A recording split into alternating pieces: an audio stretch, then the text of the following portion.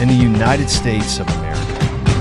His Britannic Majesty and the United States of America desirous of terminating the war which has unhappily subsisted between the two countries, and of restoring upon principles of perfect reciprocity, peace, friendship, and good understanding between them, have for that purpose appointed their respective plenipotentiaries.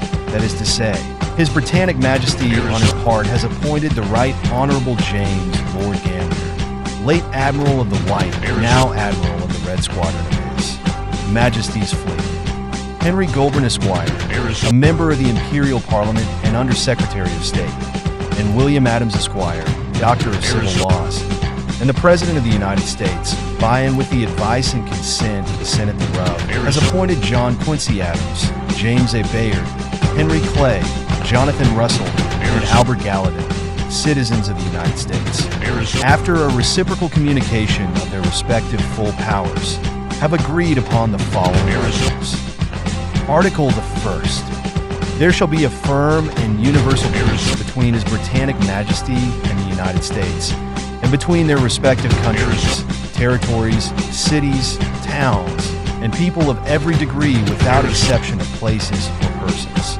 All hostilities both by sea and land shall cease, as soon as this treaty shall have been ratified by both parties as hereinafter mentioned. All territory, places, and possessions whatsoever taken by either party from the other during the war, or which may be taken after the signing of this treaty, excepting only the islands hereinafter mentioned, shall be restored without delay and without causing any destruction, or carrying away any of the artillery or other public property originally captured in the said forts or places, and which shall remain therein upon the exchange of the ratifications of this treaty, or any slaves or other private property, and all archives, records, deeds, and papers, either of a public nature or belonging to private persons, which in the course of the war may have fallen into the hands of the officers of either party, shall be, as far as may be practicable, forthwith restored and delivered to the proper authorities and persons to whom they respectively belong.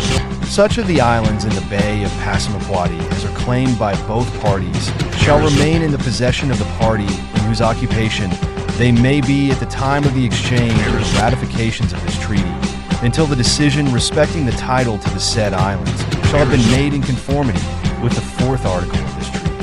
No disposition made by this treaty as to such possession of the islands and territories claimed by both parties shall in any manner whatever be construed to affect the right of either. Article the 2nd.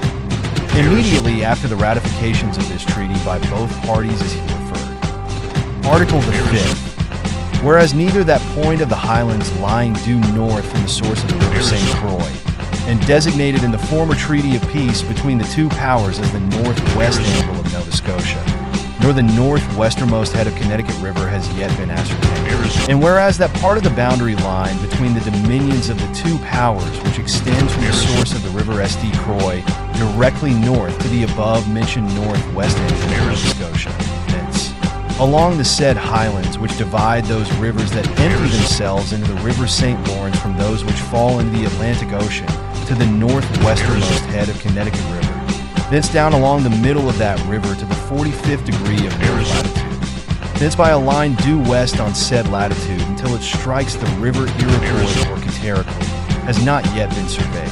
It is agreed that for these several purposes 2 commissioners shall be appointed, sworn, and authorized to act exactly in the manner directed with respect to those mentioned in the next preceding article, unless otherwise specified in the present article. The said commissioners shall meet at S.E. Andrews in the province of New Brunswick, and shall have power to adjourn to such other place or places as they shall think fit. The said commissioners shall have power to ascertain and determine the points above mentioned in conformity with the provisions of the said Treaty of Peace of 1783, and shall cause the boundary aforesaid from the source of the river St. Croix to the river Iroquois or Cataraqui to be surveyed and marked according to the said provisions. And in the event of the said 2 commissioners differing, or both, or either of them refusing, declining, or willfully omitting to act, such reports, declarations, or statements shall be made by them, or either of them, and such reference to a friendly sovereign or state shall be made in all respects as in the latter part of the fourth article is contained, and in as full a manner as if the same is here. Article the 10th.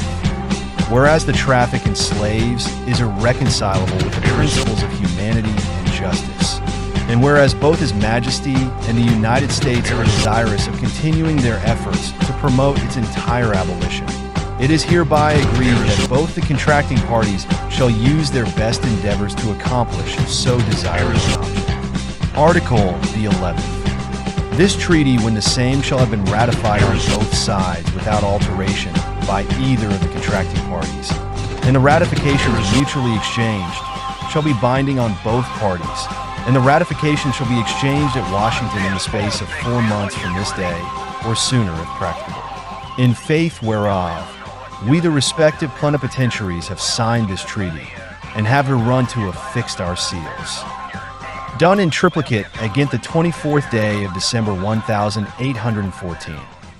Gambier, Henry Goldberg, William Adams, John Quincy Adams, J.